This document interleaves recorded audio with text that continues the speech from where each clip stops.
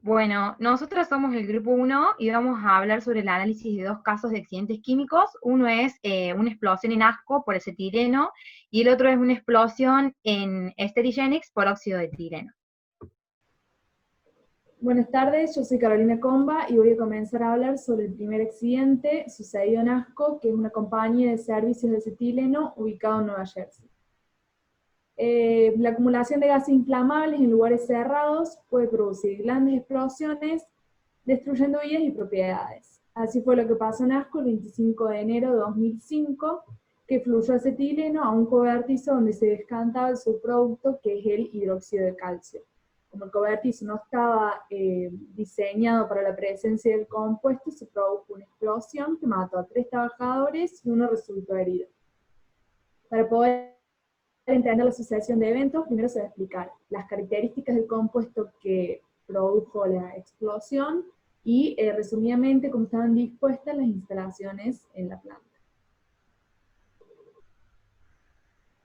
Bueno, el acetileno. Las características es que es un gas inflamable, incoloro y extremadamente reactivo. Tiene olor a ajo y es un poco más liviano que el aire. Es inflamable en un gran rango de concentraciones, tiende a descomponer explosivamente tanto en su forma gaseosa, a unos 9,8 atmósferas aproximadamente, como en su forma líquida. Por ello lo que se hace es que se lo almacena en cilindro de acero llenado con acetona líquida a baja presión para estabilizarlo contra la descomposición. En cuanto al proceso de producción en cuanto a la producción del mismo acetileno, lo que se hace es reaccionar carburo de calcio con agua y a partir de esto se obtiene el acetileno gaseoso y un subproducto que es el hidróxido de calcio, como se puede ver en la reacción. Este tiene lugar en un recipiente horizontal llamado generador, que estaba en la producción lo que se hace es llenarlo parcialmente de agua y el carburo de calcio se iba introduciendo de manera controlada, cuidando la presión del generador, que esta presión era generada por el agua que se introducía. Luego el gas de acetileno es transferido pasando por otros equipos previamente para eliminar las impurezas a una sala donde se lo almacena en cilindros. Y en cuanto al subproducto, era continuamente drenado desde el generador y bombeado a los tanques de decantación. Las instalaciones se encuentra primero un cobertizo de cal, que es un cobertizo de madera donde se encuentran 6 tanques de decantación. La construcción estaba hecha usando los tanques como parte de las paredes, como se puede ver en la imagen. Este cobertizo contaba con 2 bombas eléctricas, una para descargar la cal decantada de los tanques y otra para reciclar el agua hacia el generador. A su vez, este cobertizo era calentado con un calentador de propano montado en una pared para prevenir el calentamiento de bombas y cañerías.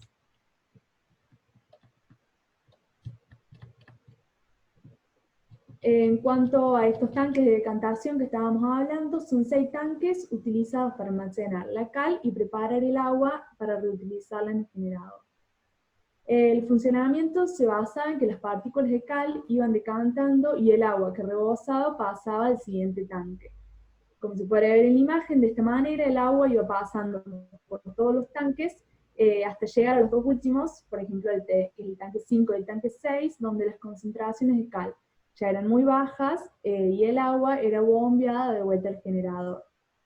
El agua de la producción puede provenir tanto del suministro de la ciudad como de esta reutilización, que siempre es conveniente debido a que implica un menor costo. En cuanto a la cal decantada, se bombea desde el fondo de los tanques y se remueve. El calentador de propano es un calentador que funciona ingresando aire del exterior para una combustión a través de 2 tubos concéntricos. Los gases de escape salen por el tubo interior. La cámara de combustión está totalmente sellada en la parte interior del cobertizo, pero la capa externa de la cámara de combustión tiene una temperatura de 1100 grados Fahrenheit, que esto es un dato importante con respecto a la temperatura de autoignición del acetileno, que veremos más adelante. El calentador también cuenta con una válvula automática que detenía el suministro de propano a la cámara de combustión. Y bueno, posteriormente las pruebas que se realizaron indicaron que este sistema funcionaba bien. Bueno, mi nombre es Luciana Ossi y yo voy a hablar de un poco la descripción del accidente y cuáles fueron las causas que lo produjeron. Había dos posibles componentes que podían hacer que el acetileno, que explotara la planta, era el acetileno y el propano, pero se llegó a la conclusión de que fue el acetileno el que provocó la explosión, ya que el propano no tiene una capacidad tan alta de detonación y no se encontraron posibles caminos de fuga para el propano. Ahora voy a mostrar el video y se va a ver un poco cómo, para entender mejor cómo fue la secuencia de los eventos y un poco también lo que explicó Caro de las instalaciones. Bueno, ahí se puede ver cómo ese es el tanque, el reactor, y ahí están los tanques de almacenamiento del acetileno, ahí están los suministros de agua, el suministro de agua de la ciudad y el suministro de agua de los tanques de decantación. El agua siempre mantenía cierta presión en el reactor y eso era muy importante ya que prevenía que el acetileno se filtrara por esas líneas. Y bueno, ahí se puede ver una válvula, que la válvula lo que justamente lo que prevenía era que si en caso de que disminuyera la presión de agua en el tanque, eso hacía que ahí se ve como la válvula se cierra cuando deja de fluir agua y así no pasa el acetileno. Ahí se pueden ver el cobertizo del que hablaba Caro y ahí hay una válvula de drenaje que drena directamente al piso del cobertizo y que justo la noche antes del accidente fue dejada abierta. Pero era una práctica común que la dejaran abierta todas las noches para evitar el congelamiento de las líneas de tuberías. La mañana del accidente comenzaron la operación normal del reactor y lo empezaron con el suministro de agua de la ciudad y en un momento decidieron dejar de usar el suministro de agua de la ciudad para empezar a usar el suministro de agua reciclada. Pero esto tardó un pequeño momento, entonces eso hizo que disminuyera la presión adentro del reactor y empezara a filtrar acetileno por la línea de tubería de agua, que lo único que lo podía aislar en ese momento era la válvula de flujo reverso, de prevención de flujo reverso, que no funcionó en ese momento porque, como se puede ver, se desalineó. Entonces el acetileno se empezó a filtrar por las líneas de reciclado de agua hasta llegar al cobertizo. Como ha dicho Carlos, el cobertizo no estaba preparado para la presencia de acetileno y como la válvula de drenaje estaba abierta, se empezó a llenar de acetileno el cobertizo y cualquier fuente de ignición que hubiera ahí dentro lo hubiera hecho explotar, que fue como pasó, que en realidad lo que lo hizo explotar fue el calentador de propano. Como ha dicho Carlos, la superficie del calentador de propano era de 1100 Fahrenheit y el acetileno tiene punto de autoignición a partir de los 580. O sea que era obvio que iba a explotar. Dentro de las causas del accidente podemos ver el camino de fuga del acetileno. Bueno, si ellos no hubieran dejado la válvula abierta, la de drenaje, la que estaba en el cobertizo, no se hubiera producido el accidente porque no se hubiera inundado el cobertizo de acetileno. El cobertizo, como dije, no estaba diseñado para la presencia de no había ventilación, y además del calentador de propano, tampoco las instalaciones eléctricas eran las apropiadas para la presencia de un compuesto como el acetileno. Y esto es otra cosa que las chicas capaz que harán más adelante, que la empresa, o sea, la fábrica no tenía actualizado el sistema de análisis de condiciones peligrosas, que si ellos lo hubieran actualizado podían haber visto cuáles eran esos puntos débiles que tenían dentro del proceso y de esa manera evitar el posible accidente. Bueno, acá se ve bien cómo fue el camino del acetileno en rojo, en flujo reverso, o sea, acá está la válvula de prevenir el flujo que no funciona, y bueno, o sea, el accidente se produjo porque los operarios pararon antes el suministro de agua de la ciudad, antes de prender el suministro de agua que venía de los tanques de reciclado. Entonces eso se produjo la baja de la presión dentro del reactor y hizo que empezara a fluir el acetileno.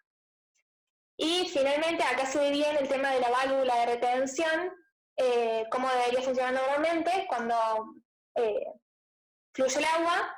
Cuando deja de fluir agua porque hay una baja de presión, la válvula se tiene que cerrar, se tiene que sellar para que no haya una filtración de acetileno, y esto fue el caso el que sucedió en el día del accidente, donde la válvula no se llegó a cerrar bien, tendría como a desalinearse y no se sellaba bien, entonces empezó a filtrar. Y esta válvula era lo único que prevenía el flujo reverso de acetileno en la fábrica. Bueno, mi nombre es Sofía Lignani y yo voy a hablar sobre, voy a nombrar las lecciones aprendidas luego del incidente. Las siguientes son: examinar las líneas conectadas al acetileno para así identificar los puntos de venteo y drenaje que pueden presentar peligros de escape de gas y recolocarlos en puntos más seguros, preferentemente hacia afuera.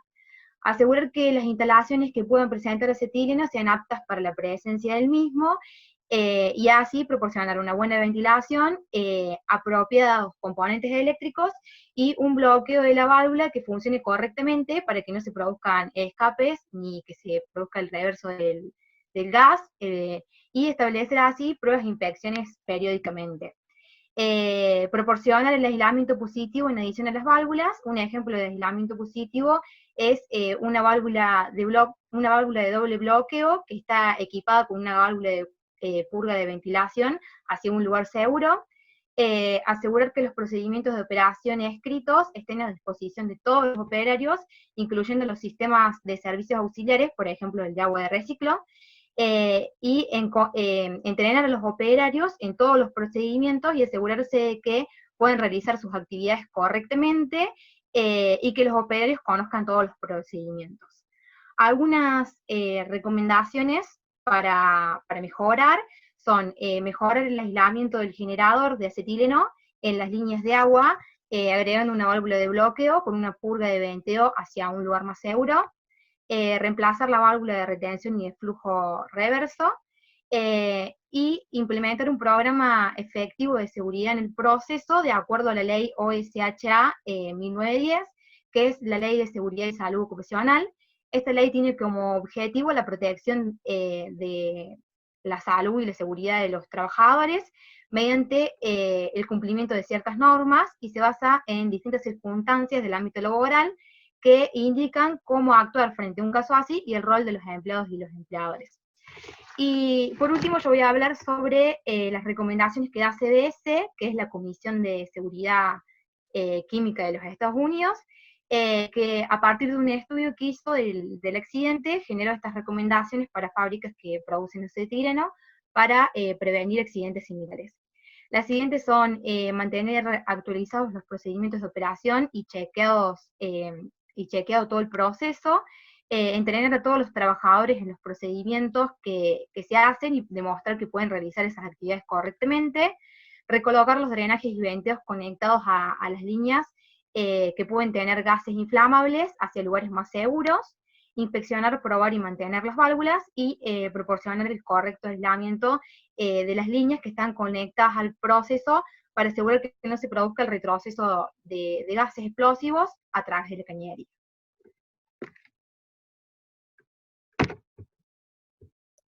Hola, soy Julieta Díaz Tasolini y yo les voy a explicar el caso de Sterigenics.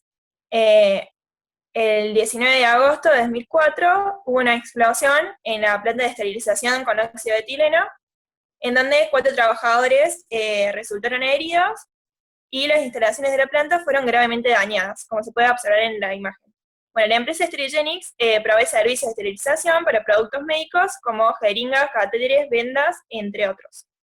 El principal componente de esta industria es el óxido de etileno.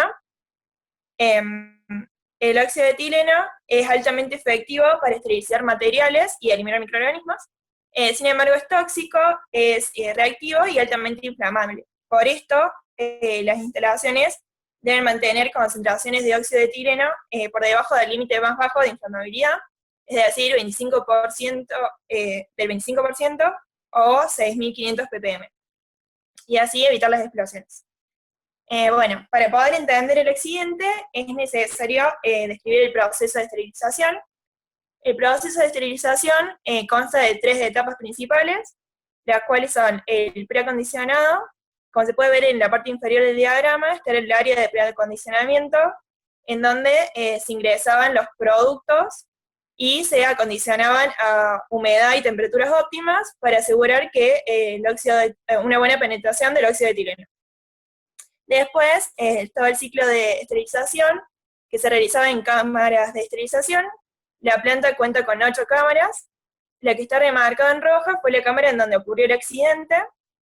En el ciclo de esterilización se aplica vacío a las cámaras, se inyecta vapor y se inyecta óxido de etileno hasta que llega a altas concentraciones y queda expuesto con el producto durante un cierto tiempo. Después se realiza la fase de remoción de óxido de etileno, que voy a explicar más adelante. Esta fase es muy importante porque, como dije antes, el óxido de etileno es muy tóxico y muy inflamable. Entonces, para eliminar cualquier riesgo, se necesita hacer la fase de remoción. Y la otra etapa es la aireación, en donde en el diagrama se ve en la parte superior, que está el área de aireación, donde se llevan los productos y se dejan ventear para que el óxido de etileno residual que quede se ventile. También se observa que en la planta había una sala de control en donde los operadores podían observar el proceso y se controlaba de manera automática a través del sistema computarizado llamado Antares. Bueno, ahora voy a explicar la fase de remoción que ocurre en el ciclo de esterilización. Vamos a ver el video, así se puede entender mejor. Acá podemos observar las cámaras de esterilización, cómo ingresa el óxido de etileno y los productos adentro. Para removerlo, lo que se hace es, el 50% del óxido de etileno se conduce hacia un scrubber ácido. Ahí el óxido de etileno reacciona con agua y forma etilenglicol, y luego se realiza un lavado de gases. En el lavado de gases se inyecta aire con nitrógeno, que se mezcla con el óxido de etileno remanente en la cámara, y se envía al scrubber. Esto se hace varias veces hasta que queda una concentración muy baja de óxido de etileno, de manera que no sea una concentración explosiva. Y por último, se abre un poco la puerta de la cámara de esterilización para que se ventile, y eso va a un ducto de ventilación que lo lleva a un oxidador catalítico. En el oxidador catalítico se realiza la combustión en un lecho catalítico, y el óxido de etileno reacciona y se remueve el remanente que quedaba en la corriente. Bueno, básicamente es eso. Después, bueno, como dije antes, el sistema era automático. El proceso computarizado se llamaba sistema Antares, el cual maneja la esterilización del proceso que ocurre dentro de la cámara, controlaba los niveles de humedad, nivel de temperatura, de presión y tiempo de cada ciclo. Esto es muy importante porque la automatización del proceso asegura el buen funcionamiento del mismo y también garantiza la seguridad del proceso. Se podía abortar un ciclo con un comando en la sala de control que hacía que se haga automáticamente la remoción de óxido de etileno, que es algo para que se asegure o se garantice la seguridad del proceso, pero si se quería intervenir manualmente se necesitaba una contraseña. Bueno, y antes de analizar el accidente, quiero destacar cómo era la medición de la concentración del óxido de etileno, ya que la misma se realizaba de manera indirecta a través de un sensor de presión. No se podía medir exactamente cuál era el nivel de óxido de etileno dentro de la cámara, y no había ningún mecanismo de prevención o de alerta para los operarios si el nivel de óxido de etileno dentro de la cámara era muy alto.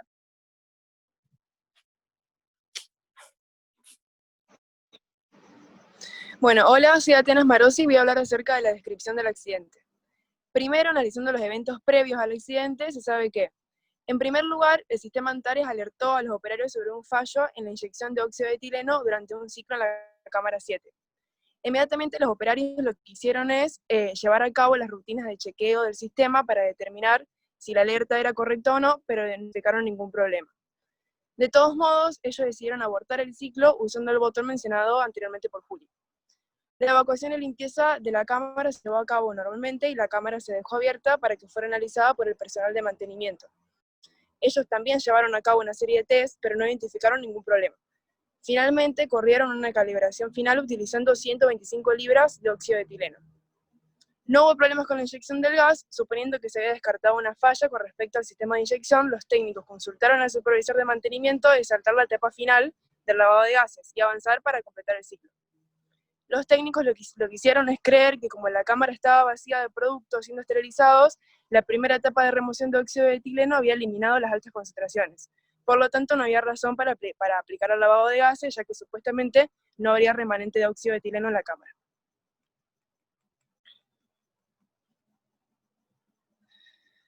Bueno,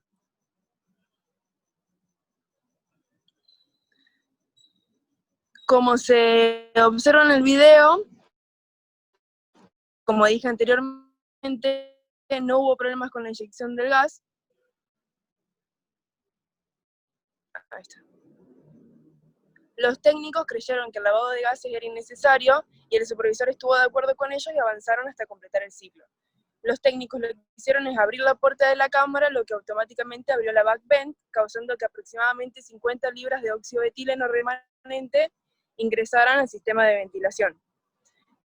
Este óxido, como se ve en el video, se comenzó a filtrar por la puerta de la cámara, causando que se activaran las alarmas. Pero estas armas no dieron suficiente tiempo para que explotar. Como se puede observar en el video, la llama volvió a través del conducto a la cámara y encendió el óxido de etileno restante, lo que resultó en una fuerte explosión. Afortunadamente no había empleados trabajando en el área de la cámara al momento de la explosión, pero los empleados en la sala de control sí sufrieron cortaduras leves por el vidrio roto de la sala. Bueno, analizando el origen de la explosión, punto por punto, lo que se tiene en cuenta es que la ignición comenzó en el oxidador, debido a la cantidad de óxido de etileno que fue transportada desde la cámara hasta el equipo. Gran parte del colector que conecta los conductos de la cámara con el oxidante se sopló hacia afuera, y esto indica que la sobrepresión explosiva que ocurrió se generó dentro del oxidador. Una vez que se produjo la explosión, la llama viajó a través de los ductos de ventilación hacia la cámara de vuelta.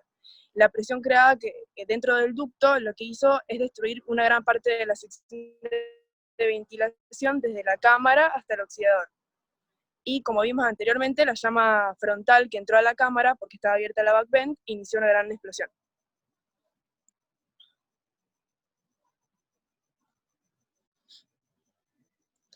Una vez analizado el origen de la explosión, se debe tener en cuenta las causas claves asociadas con el accidente. Primero, que el supervisor de mantenimiento, que está encargado de dar la contraseña para evitar la etapa de lavado de gases, no estaba al tanto de los peligros que llevaba el proceso.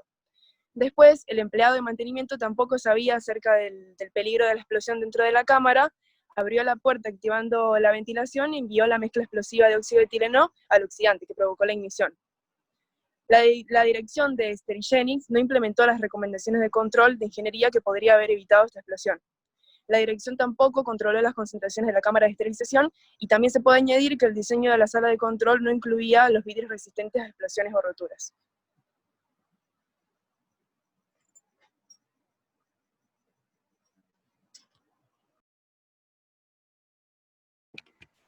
Bueno, yo soy Samara Florencia y voy a hablar sobre las recomendaciones. En cuanto a las recomendaciones para la explosión por óxido de etileno, tenemos examinar todas las instalaciones de esterilización de óxido de etileno utilizando dispositivos de control de emisiones oxidantes. También tenemos revisar el programa de análisis de peligros de procesos para asegurar que se identifiquen, se evalúen y se documenten los escenarios peligrosos. También para que se apliquen todas aquellas lecciones aprendidas de otros incidentes pasados. Tenemos evaluar los controles de procesos actuales e instalar un monitoreo de las cámaras en tiempo real y o de la concentración de fluentes conectado a alarmas o dispositivos de control de acción rápida, así también como dispositivos de detección de detonación post-ignición y control de daños. Asegurarse que todos los empleados con contraseñas que sean capaces de modificar el ciclo de esterilización tengan experiencia en el proceso y capacitación para que sean capaces de tomar decisiones seguras. La capacitación debe incluir los peligros de inflamabilidad y la necesidad de lavado de gas cuando la cámara está vacía de productos para ser esterilizados. Asegurar que la sala de control o cualquier otra sala donde los empleados estén próximos al área de esterilización estén situadas o diseñadas para proteger a los trabajadores en caso de alguna explosión. Comunicar siempre las nuevas medidas y todas las recomendaciones a los empleados, incluyendo los operadores y el personal de mantenimiento. Además, la Comisión de Seguridad Química recomienda que las asociaciones utilicen múltiples vías de comunicación, como referencias, colocando informes en sitio web, elaborando sesiones de capacitación con conclusiones y hallazgos relevantes. Esto hace que las organizaciones utilicen todos sus métodos de comunicación existentes. Siguiente. Bueno, después tenemos las recomendaciones generales, que serían recomendaciones que se puedan aplicar en los dos casos ya descritos, y también en todas aquellas industrias que utilicen gases que puedan ser inflamables. En cuanto a lo que es el sistema de detección de fugas, tenemos que deberían instalarse una serie de detectores de funcionamientos continuos ubicados tan cerca como sea posible de las potenciales fuentes de fugas gaseosas, siempre que se encuentren en ambientes interiores. La información que faciliten estos detectores tiene que ser centralizada en un punto de control con presencia continuada al margen de que existan sistemas de identificación y alarma en zona afectada.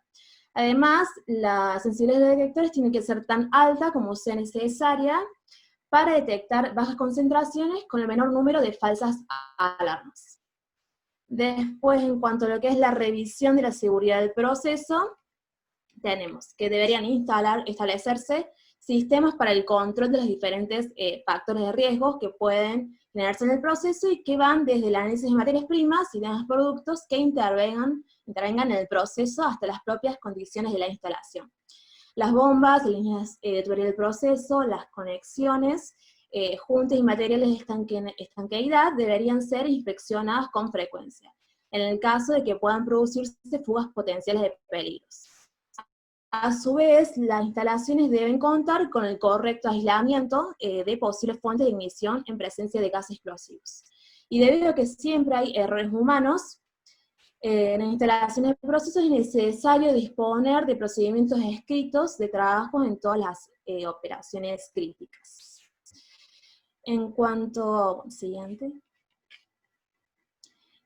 lo que es capacitación del personal, todos los empleados tienen que contar con la capacitación e información necesaria para poder contar con las herramientas en caso de que se produzcan accidentes y para poder prevenirlos. Tienen que ser capaces de llevar a cabo todos los procedimientos y poder reconocer fuentes de ignición y la peligrosidad de los gases con los que se está trabajando.